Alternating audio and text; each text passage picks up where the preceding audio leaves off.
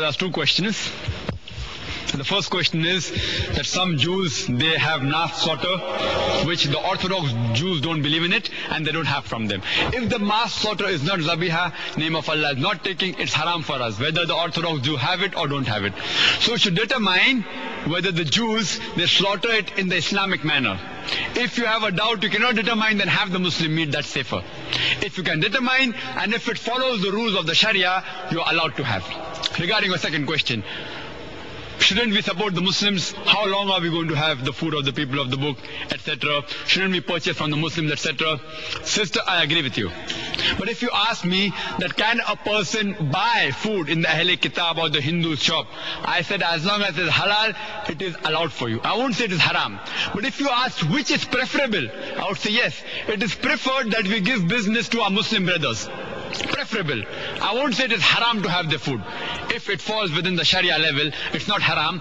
But if you ask me, is it preferred to buy from a non-Muslim shop or a Muslim shop, I would say it is preferable that you buy from a Muslim shop, so that our money helps our own Muslim brother, even if he charges maybe 25 cents more, so that he gets a profit, so that the money circulates among the Muslims. So I agree with you, sister, that if you have a good hold on the Muslim community, but we should be careful that when we plant such strategies, we should be careful, it should not backfire.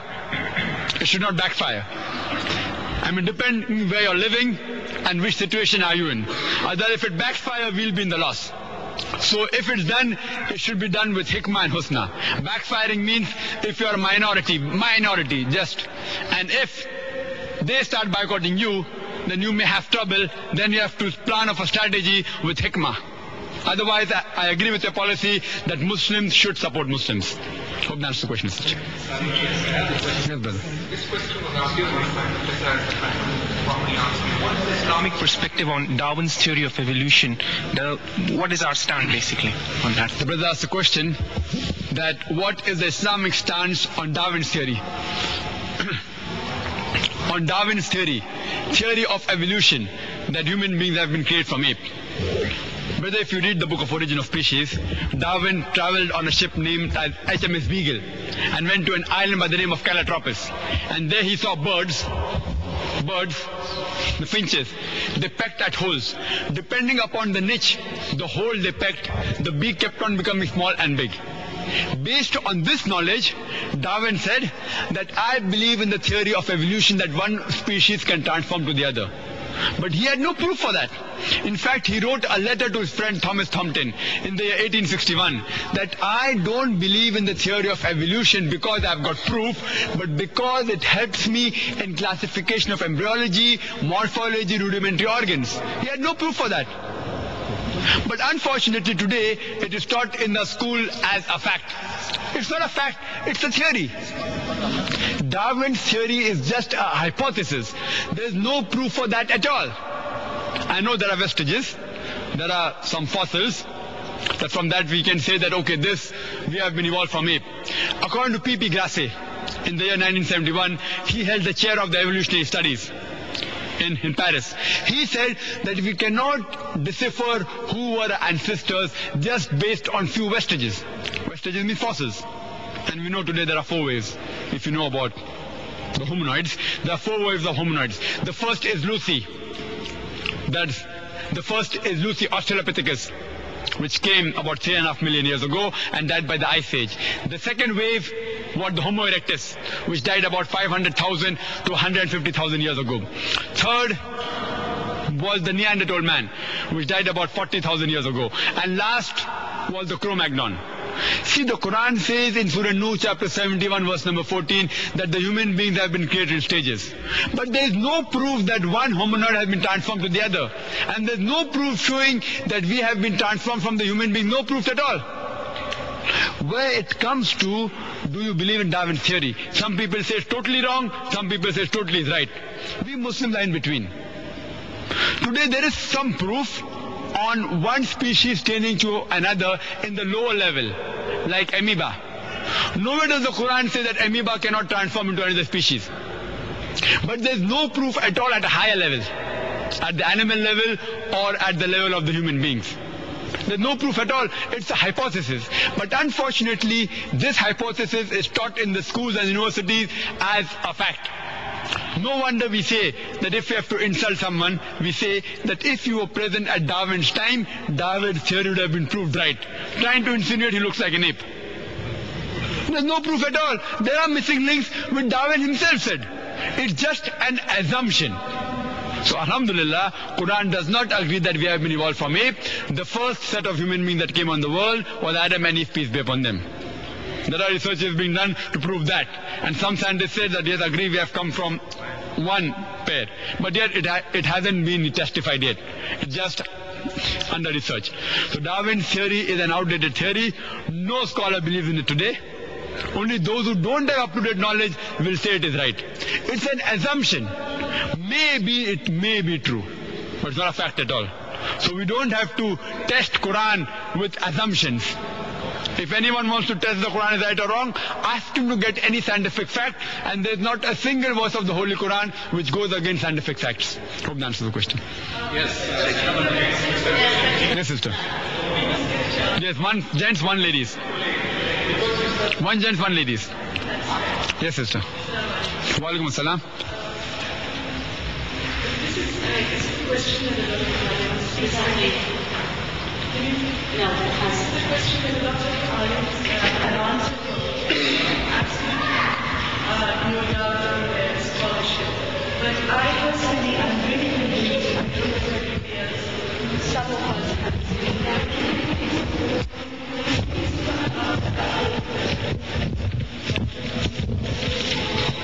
Towards the end of this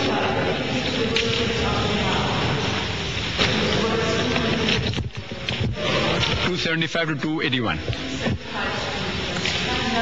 And that's those words clarify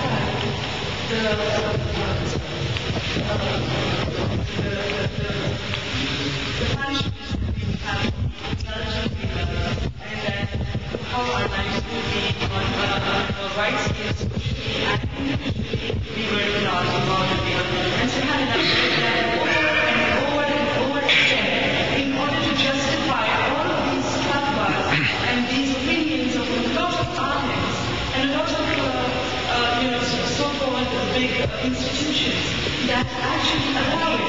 And sometimes I wonder if it was, and Allah subhanahu wa ta'ala, that we wage a war with Allah if you take riba, and who can wage a war with Allah subhanahu wa ta'ala?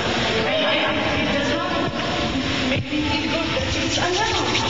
So,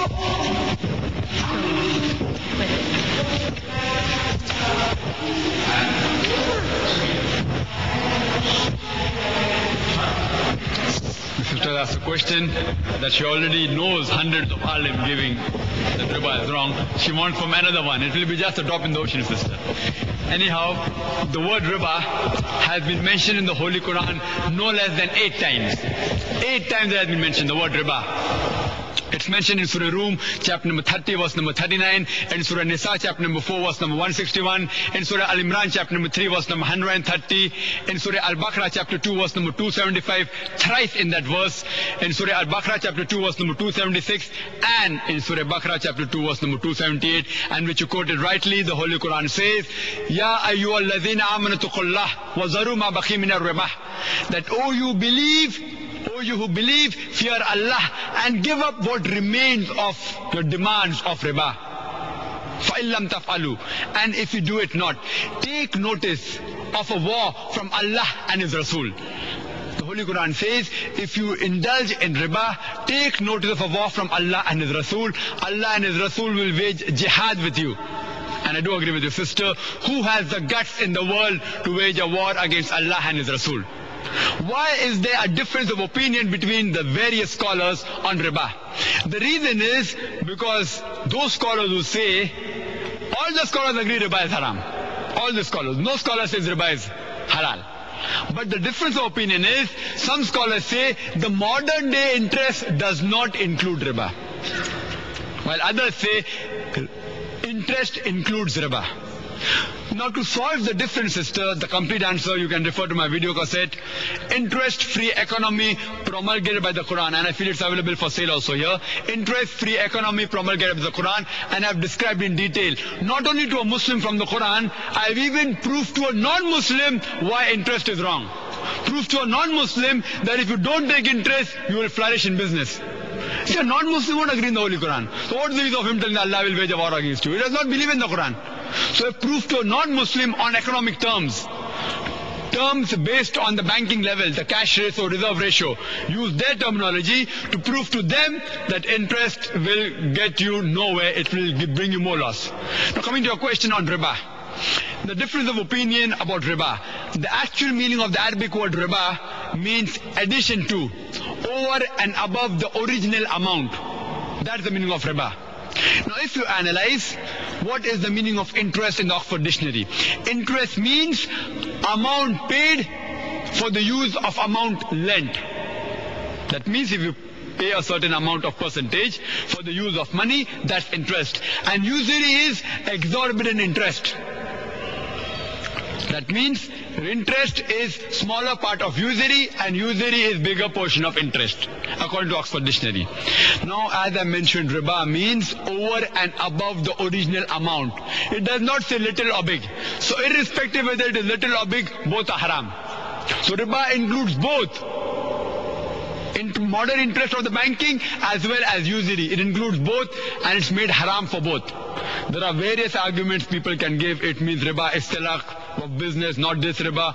All these answers, sisters, I've given in detail in my video cassette, Interest-Free Economy promulgated by the Quran. So irrespective whether it is modern banking, anything which is a fixed amount of money paid for a use of fixed amount, it is haram. Then some people say, see, taking interest is haram. What about giving interest? That's allowed. See, the Quran clearly states, anyone who indulges in, doesn't say paying interest or taking interest, both. And our beloved Prophet said, it's mentioned in Tirmidhi and the other hadith, that anyone who takes interest, who gives interest, who's a middle party, and the person who records, all four will burn in hell. All four. So whether you take or give or be a witness or record it, if you're a witness for opening a saving account or a fixed deposit account, even you are involved in riba. All four types people, it's prohibited. For detailed answers, sister, you can refer to my video cassette. When they say that you should take interest in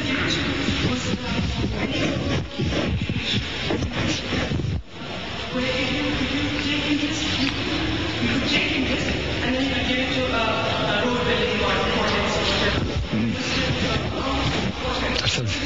Sister asked a very good question.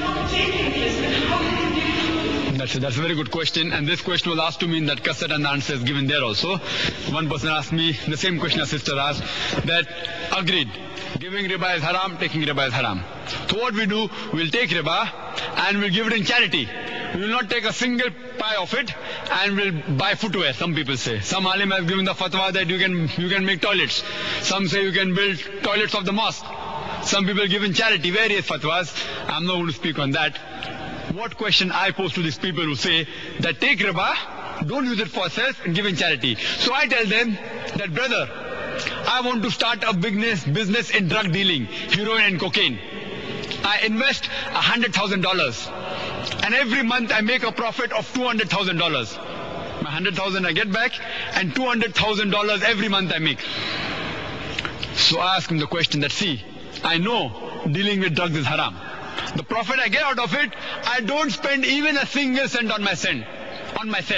I give the full $200,000 in charity to orphans and to make toilets and to buy footwear. Is it allowed? He said, no, it is haram. I said, why? Because drug is haram. It's mentioned in the Holy Quran. I said, see, Holy Quran says alcohol and drug. Ya ayyuhallazina amanu, Surah Maida chapter 5 verse number 90. Ya ayyuhallazina amanu, innamal khamru wal maisiru. Most certainly intoxicants and gambling. Wal anzabu wal aslamu, dedication of stones, divination of arrows. Rishtum min amali shaitan. These are Satan's handiwork. Fashtanibu lalakum tuflihun. Abstain from such handiwork that you may prosper. The Quran says alcohol is prohibited. But Quran does not say if you deal in drug, Allah will wage a war against you. So interest is a bigger haram. So when you can't allow me to do dealing in drugs and give my profit in charity, then how can you take interest and give the profit in charity? I'm doing a smaller crime. And the Islamic Sharia says if you have option between the two, smaller is better than bigger. So I'm doing a smaller crime and I'm giving in charity. So when you say this is haram, then I say a bigger crime is a bigger haram. So surely I don't agree with that philosophy that take money and give it in charity. The philosophy is you're encouraging the system, don't involve in interest at all. People say, how will we keep our money safe? I say, put in an Islamic bank. If there's no Islamic bank, put in a current account. Current account which does not deal with interest. And see to it that you don't put too much money in current account also. Why simply let him have it? Do business, do tijarat, earn profit and loss sharing. And how to do that, I have explained my cassette, interest-free economy per Quran. Hope that's the question. Okay. Excuse me, one more questions from sister and then we're going to be ready for Brain Maghrib and then we'll continue inshallah. One more question only from the sister. Inshallah. If you all want to ask question, I am willing. It's my pleasure. Walaikum assalam.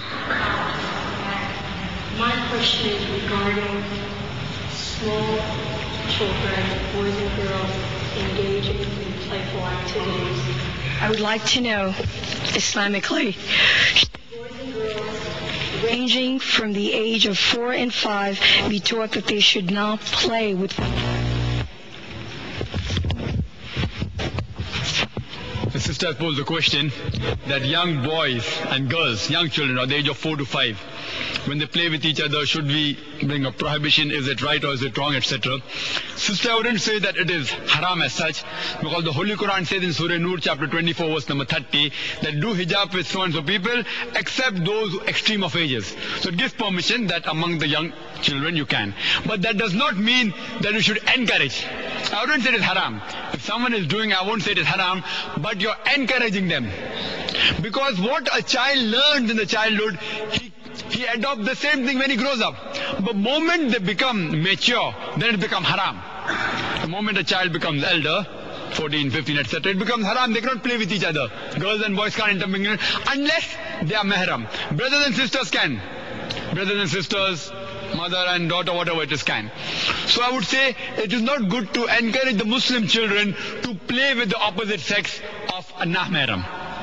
You teach them good values from the beginning and they will keep that values. Similar with hijab. A small girl of the age of 4, she need not do hijab. But if you encourage from the beginning, daughter, wear a scarf, at least if not 100% time, at least 50% of the time, then make it 75%. If you start teaching her from the age of 8, 9 to wear skirt and mini, and when she becomes a little bit older saying, okay, now it's haram for you, stop it.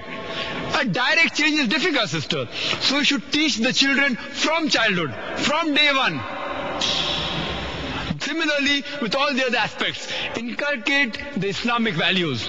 Like when the children play, instead of playing the modern games like Monopoly, how they teach you to earn money and makes you a businessman.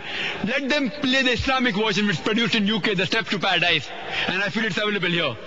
That they try and earn sawab. It makes them a better Muslim, not a better businessman or a businesswoman. So encourage the children from the childhood about Islamic ethics and values. I wouldn't say it is haram. I would say encourage them to wear the hijab, the girls. Let them not intermingle freely with the other people. Brothers and sisters are fine, so that they grow up to be good Muslims. Hope that answers the question, sister. Bismillahirrahmanirrahim. Assalamu alaikum wa rahmatullahi wa barakatuh.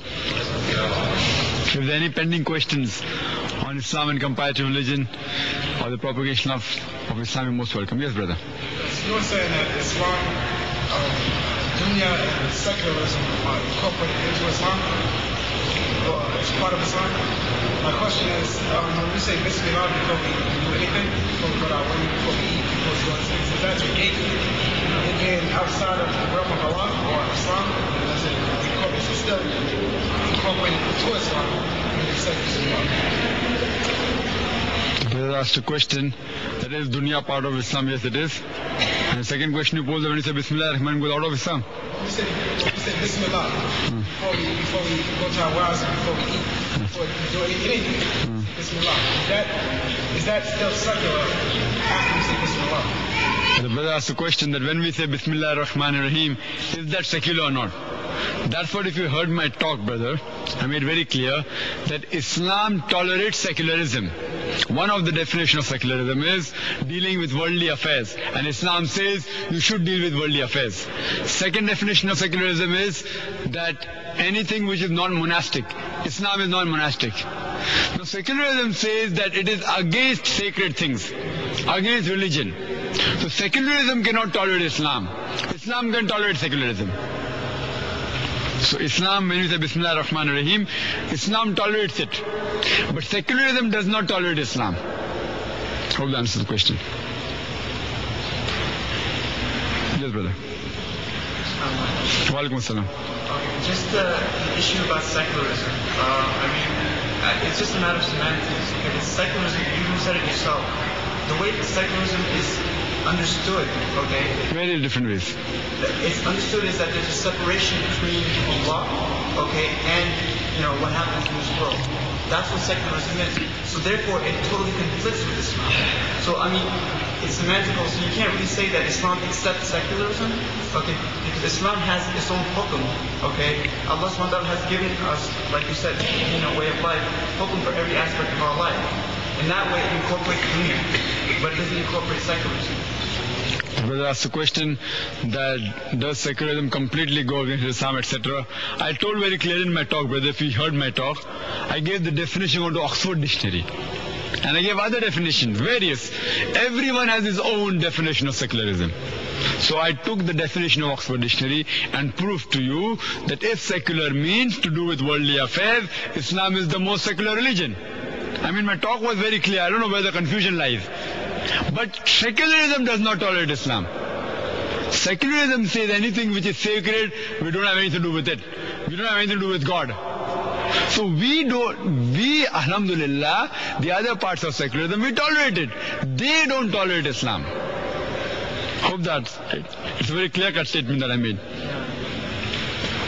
Yes, sister.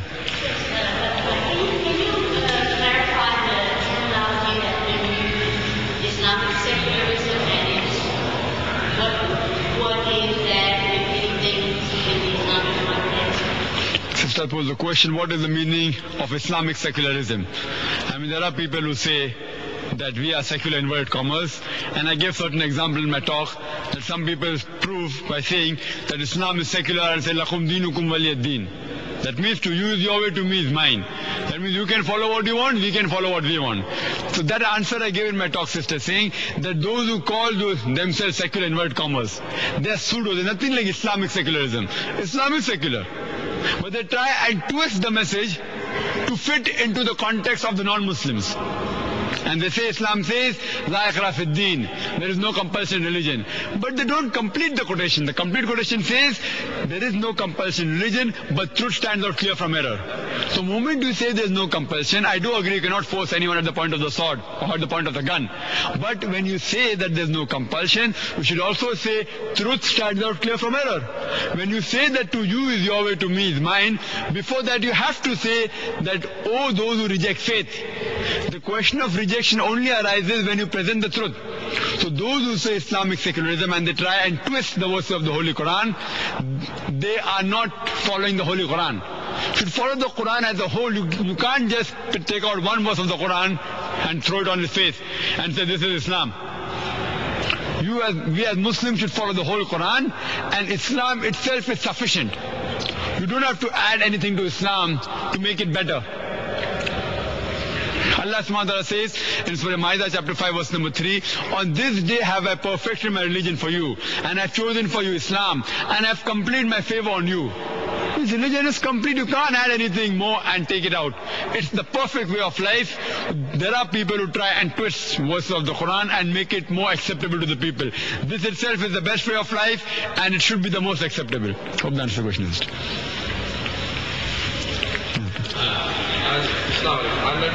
First question, when I asked you about which religion says that the books in the books which are written about renouncing the world, I got your answer. I wanted a question like basically on born again Christians. What is their belief? I've been dealing with born again Christians, and I see that it's they don't believe in Catholicism, so anyway you can't talk to them about Catholic faith. So in that context, I would appreciate the person like deep into born again. The brother asked a question regarding born again Christians. There is a new sect which has evolved in the Christendom, born again.